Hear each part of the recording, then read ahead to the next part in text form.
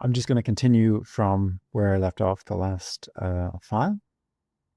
And what I want to do now is kind of come over to this side of the canvas and maybe think a bit more about how the text, rather than just write a giraffe in a spacesuit, think about the text and construct the text in a more intelligent way. If you were using anything from the RAG or LLM workflows, you could just build that over here on the left and let the sort of final result be pushed through into image generation on the right. But for now, we're going to look at a simpler workflow, but still very useful, of combinatorial prompts. So that is a custom node by Dynamic Prompts. That is combinatorial prompts. I'm only going to use this in the positive, so I'm just going to make this green. And I'm going to make several of them.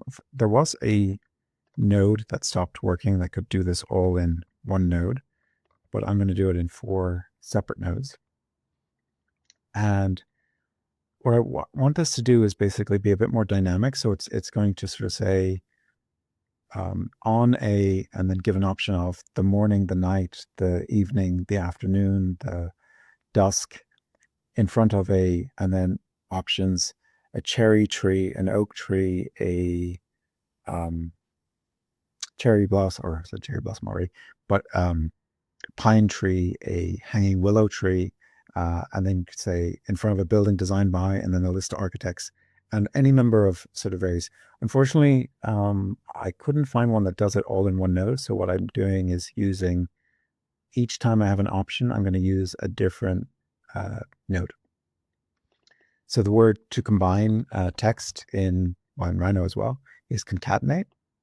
And unfortunately, unlike a merge component in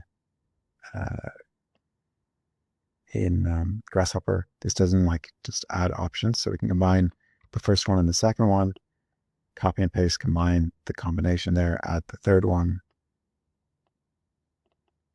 oops, and then add the fourth one.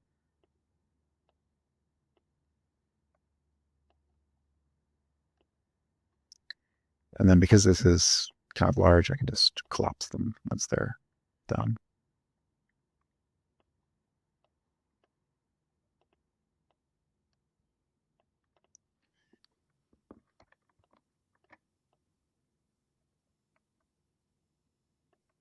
Okay, so this is A plus B plus C plus D, and then the output. I guess if I expand this, I can't actually choose the output unless I expand it. So this to here. And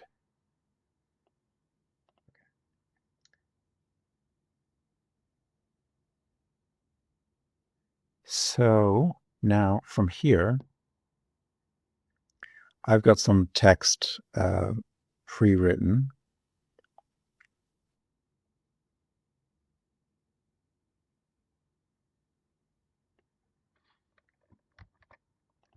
Copy in that. So you can kind of see the format is to open up the curly bracket, then have whatever the option is. So this is option 1. Then have this straight line, which for me is directly above the enter key, and multiple options all the way down to this close bracket. Then I'm going to put this text here. And really important when we're doing this process, which is a bit messy, that to think about the spaces that they're often best just to create it and then work backward when you see the result to say like, okay, that's got 2 spaces because I entered it, 1 at the end of this one and 1 at the start of this one, or whatever way you do it. So for the second one, I'm going to copy in some text. And for the third one, and for the fourth one. Probably easier to see with these shorter ones that kind of at and then sunrise, midday, dusk, night with oak, cherry blossom, walnut, pine palm, weeping willow trees outside. So if I push play now,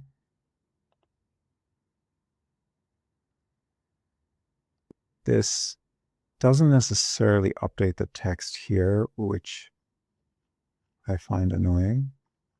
But nevertheless, I can just do display any. I need to expand this out first. I might actually just connect this directly to the set position because this CR text in this case is not doing any work for me.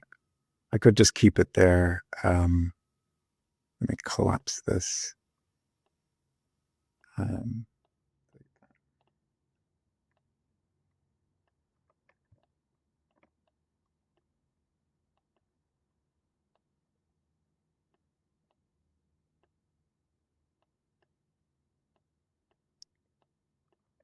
Let's just make this all green so that we know it's all centered around creating a positive prompt.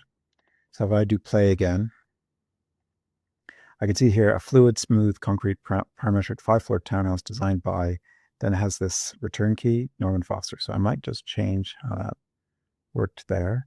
So the one that finishes by, see there, it has this extra line there. I might just delete that up, and I think I keep the space.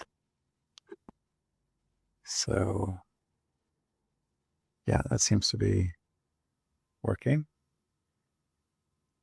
And if I come down here, I get that as the output.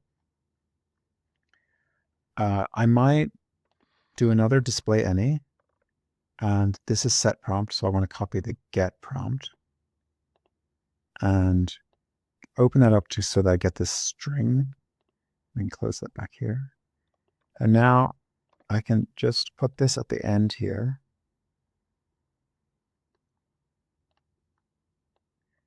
And that's just meaning that the text, whatever text is generated at the beginning, that if I want to stay here and just look at the outputs in Comfy UI, that I have this text here. So this is now going to be a fluid, smooth, concrete, parametric 5-floor townhouse designed by Farshid Musavi at night with pine trees outside.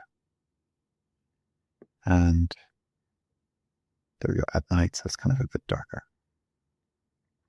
So these are currently SDXL images, which are not as good as Flux images. Flux is a much larger model in file size and works in a slightly different way, but gives better and clearer results. So I might stop this video here, and in the next one, I will modify this workflow to take out the SDXL and replace it with Flux.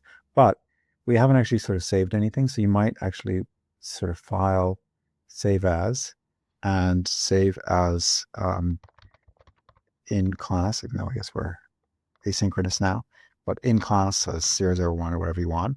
And then that will be saved to, we come to our folder structure, your Comfy UI folder, Comfy UI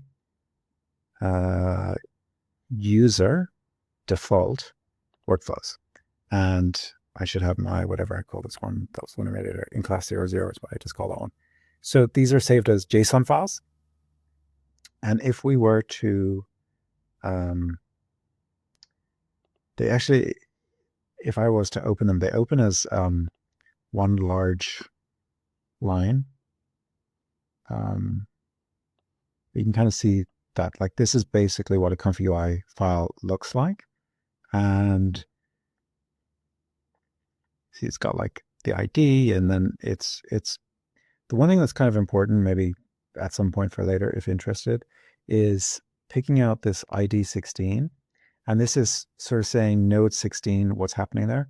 And that's one way that we would control it, that we would find, if we're using the sort of API, we would want node 52 and the image that is produced by node 52 to sort of take that, and then also say the node 66 rewrite the text. So we could make like a remote control on the web, for example, and says insert text box on the web, replace node 66 with the text inserted by the user, then take the image that is coming out of node 52 and display that image on the web. Just thought I'd mention that since we're talking about JSON. Okay, so I'm going to stop this image here on making this combinatorial prompt and go to the next video, which will be changing this to Flux.